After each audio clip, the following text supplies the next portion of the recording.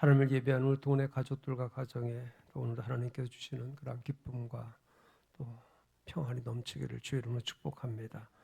사람들의 그 대부분은 내일을 위해서 오늘을 충실하게 살아갑니다. 정상적인 사람이라고 하면 내일은 오늘보다는 더 나을 것이라고 하는 기대와 소망을 가지고 내일에 대한 가치를 찾습니다. 지금보다 더 나은 자리, 좀 더 나은 그 명예, 좀 더 나은 경제적인 문제 등 삶의 윤택함을 기대하고 노력을 합니다. 이 미래를 향해 가치 있는 삶을 찾으면서 영적인 것보다는 현실적인 그와 같은 그러한 문제에 더 집중하는 것이 사실이죠. 자, 그러면 우리는 어떠한 삶을 살아가고 있습니까? 인생은 짧다고 말하고 세월이 유수처럼 흘러가는 것도 우리가 경험하는 바이죠. 한 해를 시작하는가 했더니 벌써 봄이 됐고 조금 있으면 덥다고 할 계절이 올 것입니다. 우리의 인생의 계절도 마찬가지인 것 같습니다. 자, 그렇다고 하면 짧은 인생을 살아가는 가운데 남은 시간 속에서 좀 더 귀한 일을 찾아야 되지 않겠습니까? 세월이 빨리 흐르는 것만큼 우리의 그런 삶이 마감되는 날도 성큼 다가올 것입니다. 여러분, 죽음이 멀리 있는 사람은 어느 누구도 없습니다. 장례식장에 가보게 되면 돌아가신 분이 연세가 많아서 돌아가셨어요. 오래 살았다고 해서 괜찮다고 말하는 사람은 없습니다. 오히려 이렇게 빨리 갈 줄 몰랐다고 당황해야 합니다. 자, 그러면서 나 자신은 죽음과의 거리가 먼 것처럼 생각을 합니다. 당장 내일 죽음이 온다고 할지라도 그 죽음은 나와 상관이 없다라고 우리가 생각을 합니다. 시인 그 롱페울로는 그렇게 얘기했습니다. 언제 어디에서 죽음을 맞이할지 모르니 죽음을 준비하며 살아가라. 여러분, 그날이 오기 전에 저와 여러분이 해야 할 일이 있습니다. 좀 더 값지고 가치 있고 귀한 일을 해야 되지 않겠습니까? 값지고 가치 있는 일은 그 사람의 가치관에 따라서 다를 수 있어요. 그러나 우리가 예수 믿는 사람이라고 하면 믿는 사람으로서의 값지고 가치 있는 일이 분명히 있습니다. 변함이 없는 하나님의 말씀인 성경은 우리에게 귀하고 값진 일이 예수 그리스도를 믿는 것이라고 말씀하고 있습니다. 그렇다고 한다면 저와 여러분은 이미 예수 그리스도를 믿고 있으니 값진 일을 하고 있는 것입니다. 그러나 이 값진 일, 즉 예수 그리스도를 믿는 일을 나 자신만 아니라 다른 사람에게도 전해서 믿게 하는 일을 주님께서 우리에게 맡기셨습니다. 값진 일을 하고 있는 우리에게 값진 일을 하라고 명령하신 것이에요. 이것이 값진 일이기 때문에 예수님께서 이 세상에 오신 목적을 말씀하실 때에 내가 복음을 증거하러 왔다. 내가 전도하기 위해서 왔다. 그렇게 말씀하셨습니다. 그리고 예수님께서 이 세상을 떠나시면서까지 우리에게 이것을 명령하고 있습니다. 너희는 가서 모든 민족으로 제자로 삼아 아버지와 아들과 성령의 이름으로 세례를 베풀고 내가 너희에게 분부한 모든 것을 가르쳐 지키게 하라. 주님께서 우리에게 부탁하시고 명령하셨기 때문에 이 일은 반드시 우리가 해야 할 일이고 사명입니다. 우리가 전해야 할 내용은 이것입니다. 예수님은 귀합니다. 하나님의 아들이신 예수님이 오셔서 우리 죄 때문에 십자가에 못 박히셨습니다. 그러므로 누구든지 예수님을 믿으면 구원을 받습니다. 죄인이 사는 길은 예수 그리스도를 믿는 길밖에 없습니다. 그분을 믿음으로 우리는 영생을 얻고 천국을 소유합니다. 그러기에 그분이 우리의 길이요 진리요 생명입니다. 잘못된 우리 인간의 모든 문제를 치료하고 회복시켜 주실 분은 그리스도밖에 없습니다. 우리 인간을 가치 있는 삶으로 행복한 삶으로 영생을 얻도록 책임져 주실 분은 예수님밖에 없습니다. 라고 하는 이와 같은 것을 우리가 전해야 되는 것입니다. 이 사실을 전하라고 주님께서 우리에게 부탁하셨으니 이것은 사명이고 축복입니다. 여러분, 복음 증거를 위해서 하나님께서 많은 사람을 택하십니다. 때로는 기업을 택할 때도 있습니다. 개인을 택하기도 합니다. 정치인을 택하기도 하고 연예인을 택하기도 하고 각 분야의 사람들을 택합니다. 그런 가운데 믿는 우리를 택하셔서 저와 여러분을 택하셔서 이 일을 맡겨주셨다는 사실입니다. 오늘 말씀해 보게 되면 제 아들이 예수님께 나와서 이스라엘 나라를 회복하심이 이때입니까? 라고 묻습니다. 이 말은 이 나라와 민족이 어떻게 됩니까? 어떻게 되겠습니까? 이 국가의 암담한 앞날을 어떻게 하면 좋겠습니까? 라고 물은 것입니다. 이에 대해서 예수님께서 이렇게 대답하고 말씀하고 계십니다. 때와 시기는 아버지께서 자기의 권한에 두셨으니 너희가 알 바 아니고 성령을 받아서 복음을 전하라. 그렇게 말씀하십니다. 국가 걱정 말라.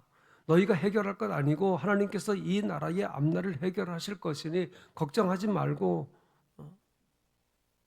너희가 할 일은 예루살렘, 온 유대, 사마리아와 땅 끝까지 이르러 내 증인되고 복음을 전하는 것이다. 그렇게 말씀하고 계십니다. 이 말은 복음이 전파되면 가정이 살고 사회가 살고 나라가 산다는 말이에요. 여러분, 예수 믿는 가정이 복된 가정입니다. 사회도 마찬가지입니다. 나라도 마찬가지입니다.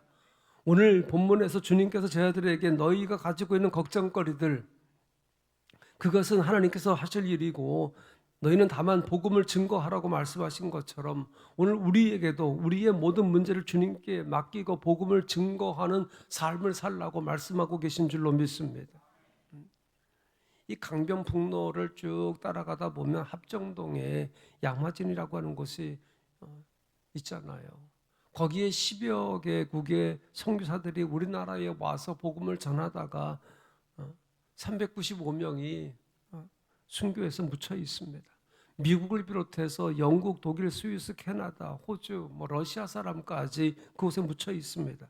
가난한 나라, 소망도 없는 나라, 학교도 없던 나라, 아무것도 내세울 것 없고 자랑할 것도 없는 이와 같은 나라, 이런 우리나라에 선교사들이 들어와서 복음을 전하다가 생명을 잃은 것입니다. 전염병으로 돌아간 분도 계시고 풍랑을 만나서 바다에서 또 희생당한 분도 있습니다. 이 복음을 전하는 가운데 갖가지 환난을 당하고 이 세상을 떠나서 하나님 품에 안겼어요. 여러분, 그분들이 우리나라와 무슨 상관입니까? 자기 나라도 아니고 자기 민족도 아니지만 하나님께서 분복하신 명령이기 때문에 편하게 살 수 있는 자기 나라를 떠나서 낯선 이국 땅에 와서 복음을 전하다가 생을 마감한 것입니다. 그분들의 희생과 순교가 있었기 때문에 오늘 우리가 이렇게 신앙생활을 하고 구원 얻은 것 아닙니까?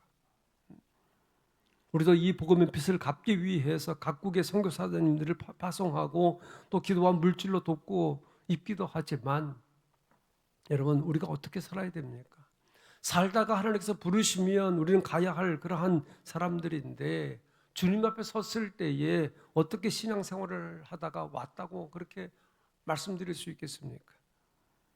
여러분, 우리가 이 세상에서 삶이 마감되면 가는 곳이 분명하지 않습니까? 천국이 우리에게 있는 줄로 믿습니다. 우리는 천국을 소유한 사람들인 줄로 믿습니다. 이렇게 천국에 확신이 있다고 하면 복음을 증거하는 삶을 우리가 살아야 되는 것입니다. 이 다음에 우리가 하나님 앞에 설 때에 가장 존귀한 자로 인정받는 사람은 힘써 복음을 전하다가 하나님의 부르심을 받는 그러한 사람들인 줄로 믿습니다. 이 같은 사실이 분명한 이유는 다니엘서 12장 3절에서 많은 사람을 옳은 대로 인도하는 사람은 별과 같이 빛나리라고 증거하고 있기 때문에 그렇습니다. 하나님 나라에 들어갈 때에 복음을 전한 자가 가장 큰 영광을 받게 되는 줄로 믿습니다. 사도행전 7장에 보게 되면 스데반이 순교를 당하지요. 복음을 전하다가 이 돌에 맞아 순교하는데 그때에 이 스데반이 어떻게 해요? 하늘 문이 열리는 것을 보았다고 그렇게 말씀하고 있어요. 이 말은 하나님 보좌 우편에 앉아 계신 예수님께서 복음을 전하다가 순교당한 그 스데반을 영접했다고 하는 말입니다. 오늘 우리가 살고 있는 이 시대는 이처럼 육적인 그 순교를 요구하는 시대는 아니지만 힘써 복음의 삶을 살고 주의 복음을 전하다가 주님의 부르심을 받고 천국에 들어갈 때에 순교자적인 영광을 누리게 되는 복이 우리 동원의 가족들에게 있게 되기를 주의 이름으로 축복합니다. 여러분, 인류의 역사는 복음이 어느 방향으로 가느냐 여기에 따라서 그 지역이 달라지고 나라가 달라졌어요. 복음을 전하는 선교사들의 발걸음이 어디로 가느냐에 따라서 달라졌습니다. 세상 문화가 머무는 곳이 발전하는 것이 아닙니다. 세상 문화가 그 나라와 그 지역을 발전시킨 역사는 없어요. 세상의 문화가 오히려 더 빨리 함락시키고 멸망시켰습니다. 그러나 이 복음을 들고 선교사들이 가는 그 곳곳마다 달라지는 역사는 성경이 증거하고 있고 세계 역사가 증거하고 있지 않습니까? 여러분 사도행전을 보세요. 주 60년경에 사도 바울이 아시아에서 복음을 전하기를 원했지만 성령의 인도하심을 따라서 아시아를 떠나서 마게도냐를 거쳐서 유럽으로 복음이 전해졌습니다. 복음이 아시아에서 출발했지만 유럽 쪽으로 바람이 불기 시작했어요. 그래서 유럽이 하나님 앞에 복을 받았습니다. 은혜를 받았습니다. 잘 사는 나라가 되었어요. 역사학자 토인비는 바울이 유럽으로 갈 때 아시아의 복이 다 유럽으로 옮겨졌다 그렇게까지 말했습니다. 아시아의 축복이 바울의 발걸음과 함께 그것으로 옮겨졌다고 그렇게 말하고 있는 것이에요. 그래서 유럽은 2000년 동안 하나님의 축복을 받아 누렸고 다시 복음의 영국으로 건너가고 영국의 그 청교도들에 의해 가지고 미국으로 건너가고 미국에서 우리나라에 복음이 들어왔어요. 여러분 기억하시기 바랍니다. 복음은 언제나 뒤로 가는 법은 없어요. 계속 앞으로 진행해서 우리나라에 복음이 전해진 지 이제는 벌써 130여 년이 되잖아요. 우리가 이렇게 이 정도로 살게 된 것은 하나님께 받은 축복의 결과라고 믿습니다. 이 민족의 그 정신과 교육과 문화 그리고 우리의 잘못된 인격과 사고방식을 누가 바꿔주었습니까? 어둡고 캄캄한 나라에 누가 빛을 비춰주었습니까? 우상 숭배와 무지와 어리석음에 사로잡힌 이 민족을 건져낸 것은 바로 복음의 능력이었습니다. 여러분 복음은 이처럼 사람을 살리고 나라를 살리는 줄로 믿습니다. 복음은 못할 것이 없는 하나님의 능력인 줄로 믿습니다. 주님은 이 시간도 우리를 향해서 이 복음을 전하고 땅끝까지 증인되라고 말씀하고 계십니다. 어떤 특별한 사람에게만 주어지는 것이 아니라고 하는 이야기예요. 여러분 사명은 누구에게든지 있습니다. 우리 모두에게 있습니다. 삶의 현장에서 이 복음을 전해야 될 그 사명을 우리 모두가 다 가지고 있는 것입니다. 그렇기 때문에 여러분 전도라고 하는 것은 은사가 아닙니다. 은사가 아니라 뭐의 사명입니다. 우리가 부르는 찬송의 고백처럼 멀리 가서 이방 사람 구원하지 못하나 내 집 근처 다니면서 건질 죄인 많도다. 이것이 여러분 우리의 사명인 줄로 믿습니다. 올해 세대문 초청 주일을 6월 14일로 정했습니다. 여러분 하나의 행사가 아닙니다. 해마다 치러지는 그런 행사라고 여러분 생각하지 마시기 바랍니다. 우리에게 주어진 사명이니까 힘을 모아서 사명을 감당하자고 하는 이야기입니다. 해도 되고 안 해도 되는 그와 같은 일이 아닙니다. 반드시 해야 할 일이기 때문에 대상자를 선정하고 성령께서 역사하시도록 우리가 기도하는 것입니다. 아직도 구원받지 못한 분들이 우리 가정에 있고 우리 주위에 있고 나와 가까운 분들 가운데 여러분 있지 않습니까? 생명을 구하는 일은 결코 헛되게 끝나는 법이 없어요. 한 번, 두 번 두드리다 보면 마음의 문이 열리고 교회에 한 번 발걸음을 내딛게 되면 언젠가는 예수를 믿게 된다고 하는 것을 우리가 경험하지 않습니까? 주님 앞에 인도하기 위해서 힘쓴 일은 반드시 열매가 있다는 사실이에요. 전도, 선교, 우리에게 주신 하나님의 명령이고 또 우리의 사명입니다. 여러분 6월 14일 세명 초청주일에서 여러분 기도하시기 바랍니다. 전도 대상자를 선정하는데 여러분 1순위는 우리 가족이지요. 아직 믿지 않는 내 남편, 내 자녀, 가까운 이웃입니다. 그리고 교회적으로는 장기적으로 결석하고 있는 분들입니다. 장기적으로 결석하고 있는 교우들을 여러분 구역에서 접촉을 하고 반드시 예배자로 설 수 있도록 우리가 기도하고 또 힘쓸 수 있게 되기를 바랍니다. 지난 해에 세세명 초청주일에 오셨던 분들 다시 오게 또 하시기 바랍니다. 계속 두드리는 것입니다. 하나님께서 우리들과 교회를 생명을 구원하는 귀한 도구로 삼아 주셨어요. 이 지역의 주민들이 구원받고 하나님의 복을 받고 살아가도록 교회를 세워주셨습니다.